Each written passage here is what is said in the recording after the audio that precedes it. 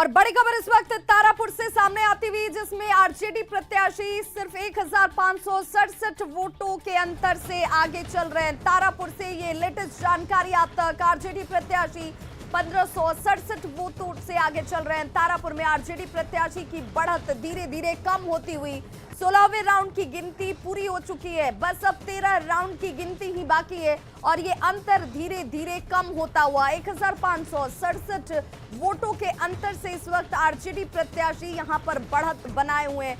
हालांकि ये बढ़त इस वक्त बहुत कम है और एक वोटों का अंतर बेहद कम नजर आता है। 29 राउंड की वोटों की गिनती तारापुर में होनी है, जिसमें 13 राउंड की गिनती अभी शेष बची हुई है, जहां पर गिनती होनी बाकी है। 16 राउंड की गिनती पूरी हो चुकी है और अब ये अंतर जो है वो कम होता हुआ आरजेडी प्रत्याशी 1567 वोटों के अंतर से ही आगे इस वक्त बढ़त बनाए हुए हैं। तो कुशेश्वर स्थान सीट पर तस्वीर साफ हो चुकी है। ये सीट जो है जेडीयू के पास एक बार फिर से बनी हुई है। वहीं तारापुर सीट पर सबकी निगाहें टिकी हुई और तारापुर सीट पर इस वक्त 16 राउंड की गिनती पूरी हो चुकी है। 13 राउंड गिनती बाकी है, जहां पर आरजेडी कैंडिडेट 1567 वोटों के अंतर से ही आगे इस वक्त चल रहे हैं और ये मार्जिन जो है वो धीरे धीरे कम होता हुआ। ये तारापुर वो सीट है जहां पर 29 राउंड पर 29 टेबल पर गिनती होनी है और इसके बाद ये तस्वीर पूरी तरह से साफ हो जाएगी। लेकिन 16 राउंड की गिनती पूरी हो गई है, 13 राउंड ही इस वक्त बचे हुए हैं और इस तारापुर सीट पर जीत को लेकर के दोनों ही जो बड़ी पार्टियों के बीच, जिनके बीच बिग फाइट मानी जा रही थी, वो दोनों ही पार्टियां ये कह रही हैं कि देखिए ये अंतर जो है वो हम पाट लेंगे और जीत दर्ज कर लेंगे। वहीं आरजेडी का ये दावा है कि अंतर आने वाले और 13 राउंड के दौरान और ज्यादा होगा, जिसे पाट पाना जेडीयू के लिए आसान नहीं रहने वाला है। फिलहाल ये जनता जनार्दन का फैसला। इस वक्त 1567 वोटों से जो आरजेडी प्रत्याशी हैं उन्होंने बढ़त बनाई हुई है तारापुर सीट से। आरजेडी प्रत्याशी की ये बढ़त इस वक्त मार्जिनल, जो कि बहुत ज्यादा अंतर नहीं माना जा रहा है। 1567 जो पहले ज्यादा अंतर था वो धीरे धीरे अब कम होता हुआ और यहाँ पर ये जरूर परेशानी का सबब आरजेडी प्रत्याशी के लिए होगा कि जो अंतर उन्होंने एक बड़ी शुरुआत के साथ किया था वो अब धीरे धीरे कम होता हुआ दिख रहा है। और कुशेश्वर स्थान सीट की बात करें तो कुशेश्वर स्थान सीट जेडीयू ने अपने पास एक बार फिर से बनाकर रखी है, जीत दर्ज की है अमन भूषण हजारी ने।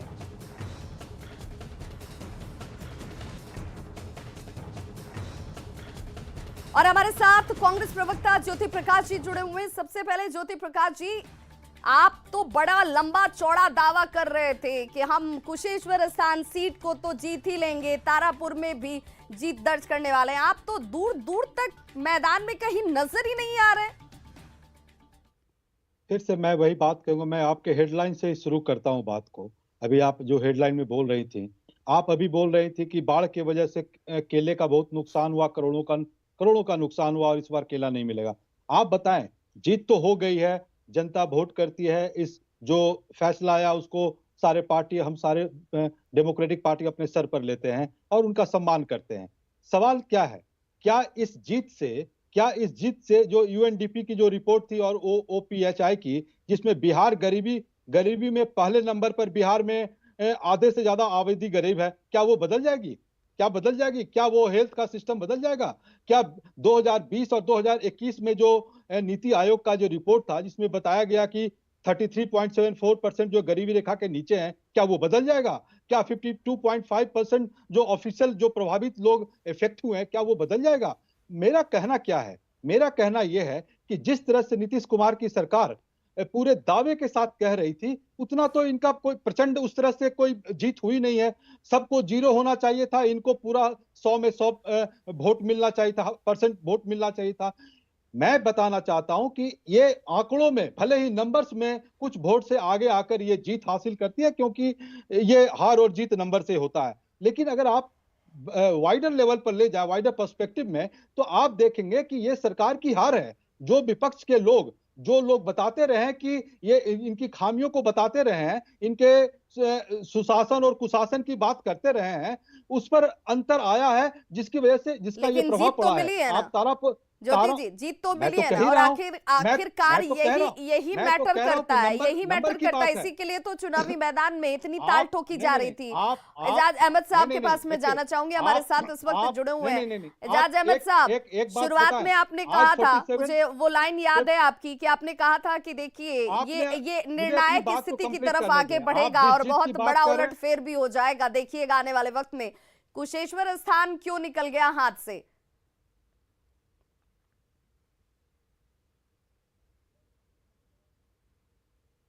जो मैंडेट मिला है उसको मैं स्वीकार करता हूं, और जनता का जो मैंडेट है उसको सहर्ष स्वीकार करता हूं।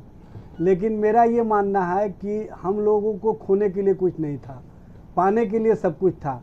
जिन्होंने खोया है उनसे पूछिए कि उन्होंने क्या खोया है। उन्होंने जनता का विश्वास खोया है। उन्होंने कहीं ना कहीं जो विकास के पैमाने को बढ़ा चढ़ा करके पेश कर रहे थे, उस विकास के पैमाने को खोने का काम किया है। जो बिहार सबसे निचले पायदान पर था वो लोगों ने स्वीकार किया है, और लोगों को ये अब मुझे कहने में गुरेज नहीं है कि लोगों ने तेजस्वी प्रसाद यादव के नेतृत्व पर विश्वास करके जो हमारे पक्ष में वोट दिया है, इन्होंने जितना भी प्रयास कर लिया हो, लेकिन उसके बावजूद भी तेजस्वी प्रसाद यादव ने अपने ओज को, अपने नेतृत्व को, और जो नौजवान के बीच में उनका जो स्वीकार्यता था, उस स्वीकार्यता को और तेजी से बढ़ाने का काम किया है। और हम समझते हैं कि ये आने वाले समय में एक नहीं, कांग्रेस को खोए कहाँ है। हम तो नहीं, हमने कांग्रेस को कभी नहीं खोया है। हमारा तो डे फर्स्ट से कहना था कि कांग्रेस केंद्र का नेतृत्व करे, बिहार में राष्ट्रीय जनता दल नेतृत्व करता है, इसको स्वीकार करे। ये ज़मीनी हकीकत से भाग रहे थे। अब इनको भी समझ में आ गया कि ज़मीनी हकीकत यही है कि बिहार में राष्ट्रीय जनता दल लीडिंग पार्टी है, केंद्र में कांग्रेस लीडिंग पार्टी है। और चूंकि देश में जो नफरत का माहौल है, देश में जो महंगाई का माहौल है, देश में जिस तरह से किसानों पर अत्याचार हो रहा है, जिस तरह से मजदूरों के साथ अत्याचार, दावा किया था आप जीत नहीं पाए, कांग्रेस ने आपको हराने का दावा किया था, वो कांग्रेस कहीं मैदान में दूर दूर तक नजर नहीं आती। अशितनाथ तिवारी जी, कहाँ खामी रह गई, कहाँ चूक हो गई, या आपका कैलकुलेशन गड़बड़ा गया जो हर बार गड़बड़ा जाता है? वो इस बार ऐसा क्या हो गया जहां आपने जो साथ था उसे भी खो दिया, और जिसे पाने के लिए निकले थे उस मैदान में आप कहीं कोई बड़ा प्रहार भी नहीं कर पाए, कुछ हासिल नहीं हुआ? निश्चित तौर पर इस बात में कहीं संदेह नहीं है कि हम बुरी तरह से हारे हैं, और इस सच को बोलना चाहिए। झूठ का वो आवरण घुमाते रहिए, उड़ाते रहिए, इससे आपकी और बदनामी होगी। हम हारे हैं और बुरी तरह से हारे हैं।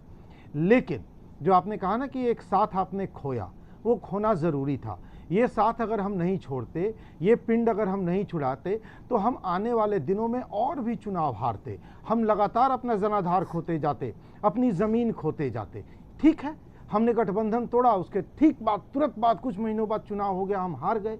संभव है कि आगे के चुनाव में हम जीतें, क्योंकि इस गठबंधन की वजह से जो हमारा नुकसान हुआ उसकी भरपाई इतनी जल्दी संभव नहीं थी। आगे उसकी भरपाई की हम कोशिश करेंगे। आप अपनी इस बात पर स्टिक हैं असितनाथ तिवारी जी, क्या आप अपनी इस बात पर स्टिक हैं कि जो आपके फैसले हैं कांग्रेस के तौर पर कि लोकसभा चुनाव भी हम अकेले अपने दम पर 40 सीटों पर लड़ेंगे, आपको अब आरजेडी के साथ की जरूरत नहीं है, ये ऐसा कोई बीच में खेला नहीं होगा कि फिर आप साथ साथ ही हैं? देखिए विभा जी, मेरी जो राय है मैं स्पष्ट कर दूं कि हमें अकेले ही लड़ना चाहिए, और हमारे प्रभारी चाहिए मतलब संशय है। और देखिए इस वक्त एक बड़ी खबर, तारापुर में आरजेडी की बढ़त धीरे धीरे कम होती जा रही है। देखिए ये बढ़त जो है वो मात्र 481 वोटों तक आकर सिमट गई है। जो 17 राउंड की गिनती पूरी होने के बाद ये सिर्फ मात्र 481 वोटों से ही आगे चल रहे हैं आरजेडी के कैंडिडेट। 17 राउंड की गिनती पूरी हो चुकी है, अब सिर्फ 12 राउंड की गिनती ही होने शेष बची हुई है। और ये मार्जिन का कम होना धीरे धीरे क्या संकेत देता है, क्या ये परेशानी खड़ी करता है? जरा मैं सबसे पहले इजाज साहब के पास ही जाऊंगी और जरा उनसे पूछ लेती हूँ। इजाज साहब जरा साफ गोई से बताइएगा, ये परेशान कर रहा है आपको? जो मार्जिन आपके सामने एक बड़ी थी वो धीरे धीरे और ज्यादा बड़ी होने की जगह लाइन छोटी क्यों होती जा रही है? सबको बोला है कि सबको लेकर के चलने का हमको काम करना है, लेकिन राजद में आप देख ही रहे हैं कि राष्ट्रीय जनता दल में किस इजाज़ तरीके साहब से आऊंगी तेजस्वी आप को तक। लेकर के गए हैं लोग कुशेश्वर स्थान। और हमारे बीमार पिता को भी उन लोगों ने कैंपेन में लेके जाने का काम किया है। और आप देख रहे हैं कि और कोई भी लड़ाई हमको लड़ना है, कोई भी लड़ाई हमको लड़ना है और जीतना है तो हम लोगों को सबको लेकर के चलने का काम करना है।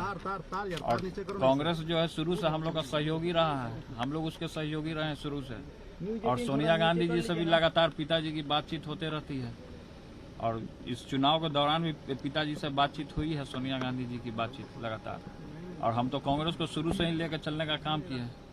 और संगठन में जैसे जगदानंद सिंह हो गए, सुनील सिंह हो गए, संजय हो गए, ये सब पार्टी को पूरे तरीके से हरवाने का काम किए हैं और पार्टी को बर्बाद करने का काम किए हैं, जिसका नतीजा है कि आज तेजस्वी को हार का सामना करना पड़ रहा है। हमारे छोटे भाई को कितना दर्द हो रहा होगा वो हम भली भांति जानते हैं। तारापुर में जगदानंद सिंह गए हुए हैं, कैंप कर रहे हैं जगदानंद सिंह। देख लीजिए ये लोग आए हैं पार्टी को बर्बाद करने के लिए, जगदानंद सिंह जैसे लोग। और अभी शिवानंद तिवारी अभी पिताजी के साथ भोजन पा रहे थे कि जिस थाली में खाते हैं उसी को बूढ़ा भला ये लोग बोलने का काम करते हैं। ये लोग आए थे केवल मजा लेने के लिए आते हैं ये लोग, और पार्टी से पॉलिटिक्स से इन लोगों को कोई मतलब नहीं है। पार्टी को बर्बाद करने के लिए लोग यहाँ पे आए हुए हैं। काउंटिंग धीरे हो रही है। आप देख लीजिए स्थिति क्या है। सबको हम तो शुरू से सबको लेकर के चलने का काम किए हैं। शुरू से ही हमने सबको लेकर के चलने का काम किया है। कांग्रेस हो चाहे जो भी लोग हों, जो महागठबंधन में लोग जुड़े हैं, सबको हम लेकर के चलने का काम करते हैं। जिम्मेदार किसे मानते हैं?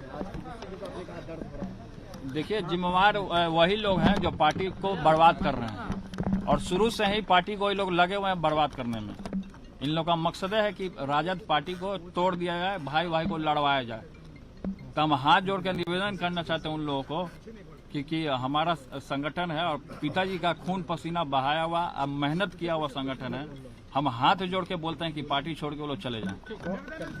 तो तेज प्रताप यादव को आप सुन रहे थे, जिन्होंने एक बड़ा बयान दिया है। उन्होंने कहा कि पार्टी को हरवाने के पीछे जगदानंद सिंह, शिवानंद तिवारी, ये वो तमाम सरीखे नेता हैं जिन्होंने भाई को दर्द दे दिया। भाई का दर्द वो बखूबी समझते हैं। कह रहे हैं कि आज अगर कांग्रेस, जो हमेशा से उनकी सहयोगी पार्टी रही है, उसको साथ रखना चाहिए था, क्योंकि हम उसके साथी और वो हमारे साथी थे। ये जो इस चुनाव में हुआ ये नहीं होना चाहिए था। बहुत कुछ खामियां हैं, बहुत कुछ गड़बड़ियां हैं जो पार्टी के अंदर अगर दुरुस्त नहीं हुई तो आने वाले वक्त में और ज्यादा स्थिति खराब हो सकती है। हमारे सहयोगी लगातार हमारे साथ जुड़े हुए, साथ ही साथ गेस्ट पैनलिस्ट भी हमारे साथ जुड़े हुए हैं। एजाज साहब, सुना आपने तेज प्रताप क्या कह रहे हैं? आपने अपने सहयोगी की कदर नहीं की, हार की एक बड़ी वजह ये रही। आप उन लोगों की बातों में चलते रहे जो आपको ही अपनी पार्टी के अंदर कमजोर कर रहे थे। खामियां आपके अंदर हैं, आपको ढूंढने के लिए, एनालाइज करने के लिए कहीं बाहर जाने की जरूरत नहीं है। देखिए, जो खूबियां और खामियां हैं उसकी समीक्षा होगी और राष्ट्रीय अध्यक्ष जी और नेतृत्व इस पर फैसला करेंगे। इस पर और अधिक मुझे कुछ नहीं बोलना है। अरे तेज प्रताप के बयान पे कुछ बोलिए, सही है या गलत, तेज यही प्रताप कर जी के दीजिए। बयान आप से मजा लेते इत्तेफाक रहिए। करते हैं। मजा क्यों लूंगा? आपके दल के मजा विधायक हैं, आपके आप मजा लोग लेने मजा से क्यों लूंगा? आपके मजा तेज लेने प्रताप जी से के बयान कोई सही फर्क है या नहीं गलत पड़ने है, ये वाला बोलिए ना। कोई फर्क नहीं गलत पड़ने या वाला है। सही? हिम्मत आप नहीं लोग है। मजा लेते हिम्मत नहीं रहिए। है। आप लोग हिम्मत नफरत नहीं फैलाने है। वाली पार्टी अरे के सही साथ या बने हुए गलत? हैं। तेज प्रताप आप ने लोग सही चाहते बोला हैं या कि गलत? भाई भाई में आप नफरत हो, स्वीकार है ना? लेकिन तो यहाँ जो पर कमी कोई बताया नफरत तेज का प्रताप माहौल जी नहीं ने, है। वो सही या यहाँ पर गलत? मोहब्बत का सही माहौल या है। गलत? यहाँ पर ये मोहब्बत देखिए, का माहौल जवाब है। नहीं है मोहब्बत इनके के पास। माहौल को आप चलिए नफरत का अशित माहौल नाथ बना तिवारी रहे जी से हैं। पूछ लेती हूँ। अशित नाथ तिवारी जी, आपको लगता है कि तेज प्रताप यादव यहाँ जो कह रहे हैं कि इस हार के पीछे की बड़ी वजह ये रही कि आरजेडी ने आपने एक मजबूत सहयोगी को दरकिनार किया, उसका सम्मान नहीं किया।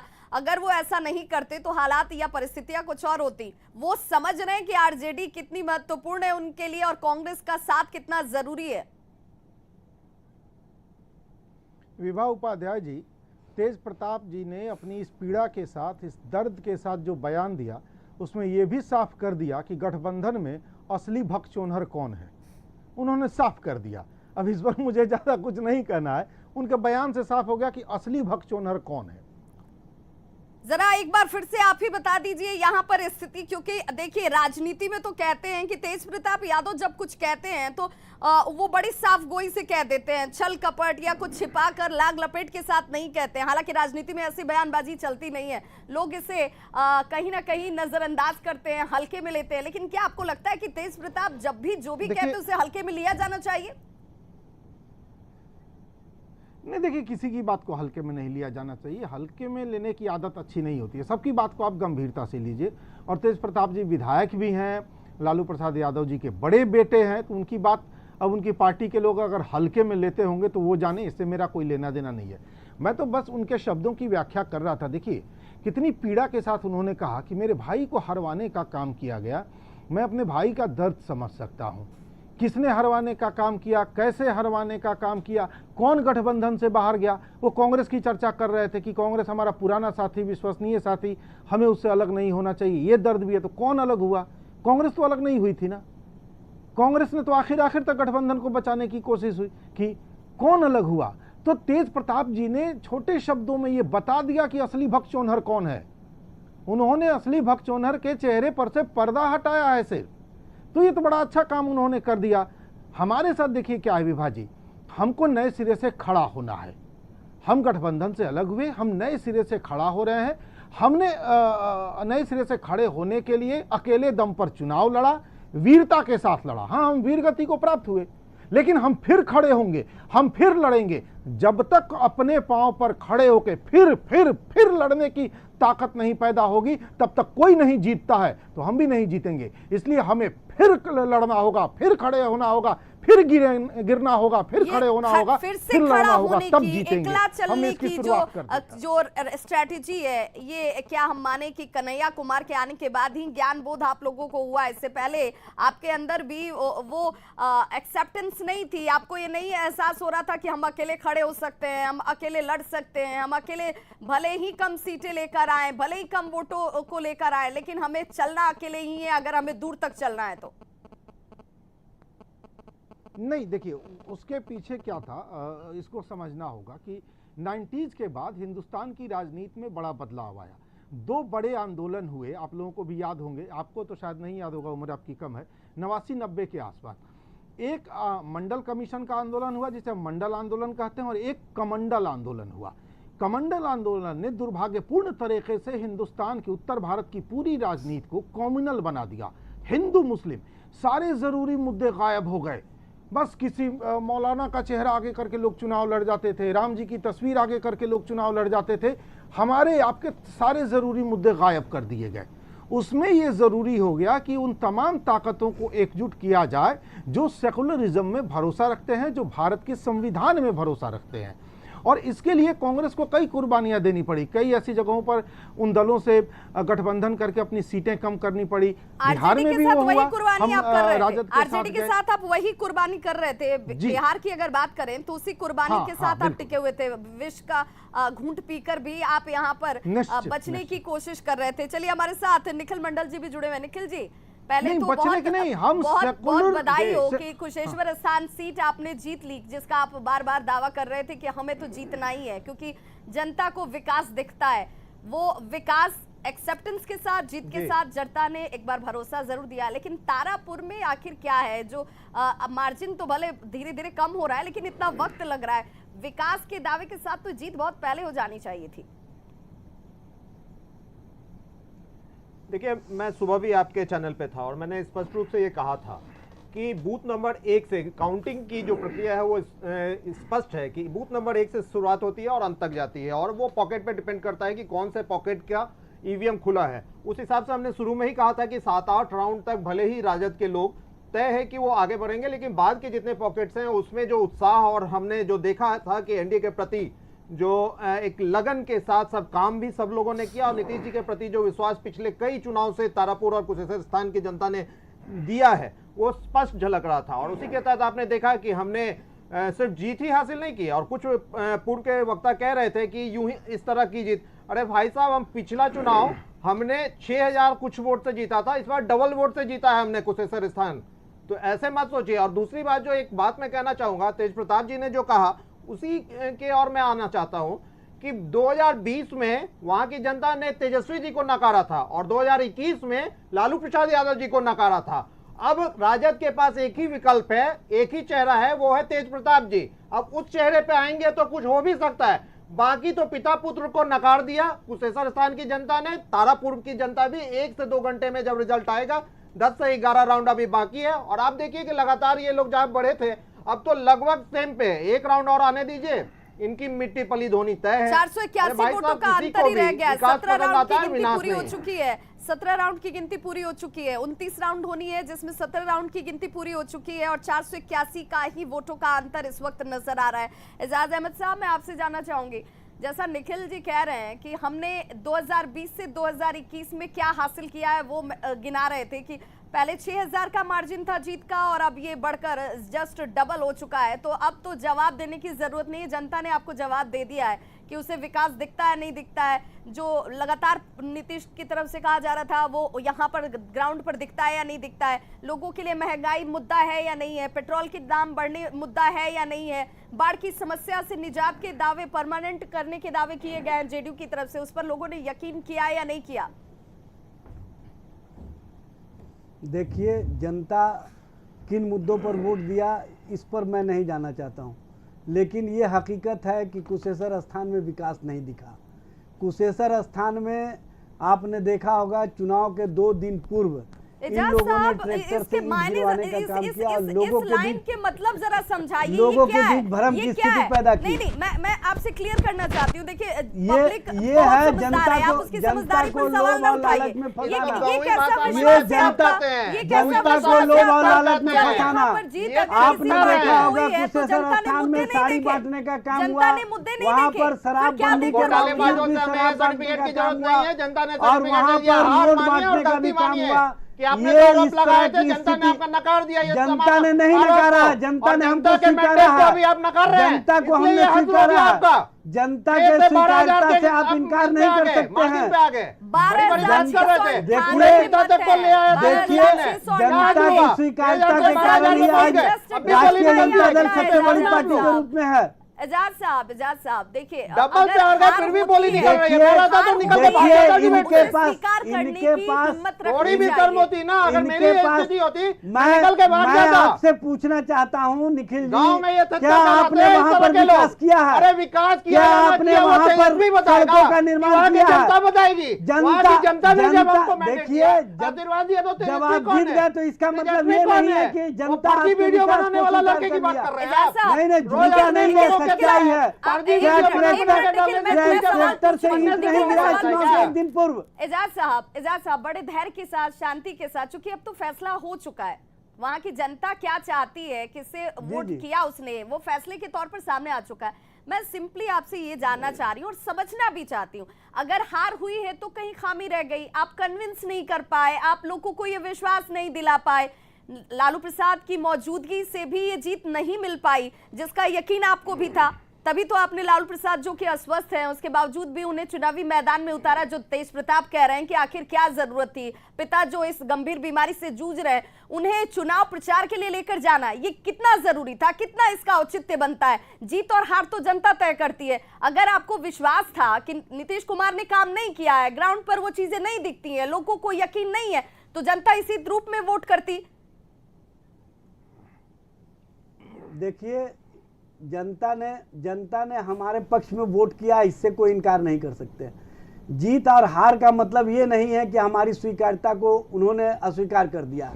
हमारी स्वीकार्यता और बढ़ी है। डबल वोट से हारे हैं, कितने बेशर्म हैं भाई ये लोग। हार और जीत पैमाना नहीं होता है। डबल वोट से हारे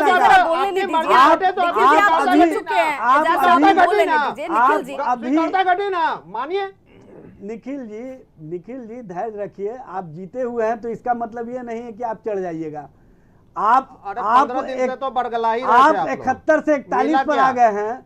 आप तीसरे दर्जे की पार्टी है, तीसरे दर्जे की पार्टी है। आप लोग जैसा नहीं है, आपको जनता ने पहले ही अस्वीकार कर दिया है। आप स्वीकार कीजिए। आप क्यों इतना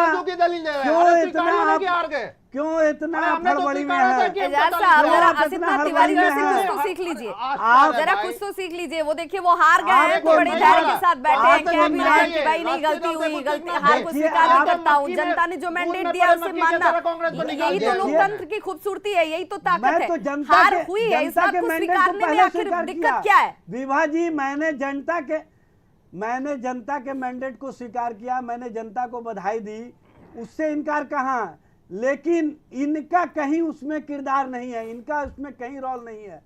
हाँ, कहीं ना तो ये कहीं जीत किससे इन्होंने मिली है? खिलौना देखा था, भरमाने का हिट में। काम ये किया, जीत किससे मिली है? वो वापस आ जाएगा, जनता को वही है ये भरमाने लोग। का काम ये किया। मानने वाला नहीं है। इन्होंने चुनाव के एक दिन पूर्व ईंट गिरा करके लोगों को भरमाने का काम किया और आपके इन्होंने वीडियो को साड़ी लोगों और ने नहीं माना, शराब बांट आपके करके लोगों ट्विटर को बॉय को भरमाने नहीं का माना, काम किया। ट्विटर बॉय के बीमार पिता को नहीं माना। चलिए देखिए, वापस मानिए आएंगे, ना। हम वापस देखिए, आएंगे, आप देखिए, सभी हमारे देखिए, साथ बने रहिए। देखिए जीत के बाद ये जिच जो है, ये तलखी जो है या फिर इसे स्वीकार न करने की जिद जो है वो समझ जरूर आती है, क्योंकि इस वक्त जो जीता वही सिकंदर। इस वक्त एक छोटा सा अंतराल, फौरन होंगे वापस, आप बने रहिए हमारे साथ क्योंकि लगातार ये महाकवरेज जारी है।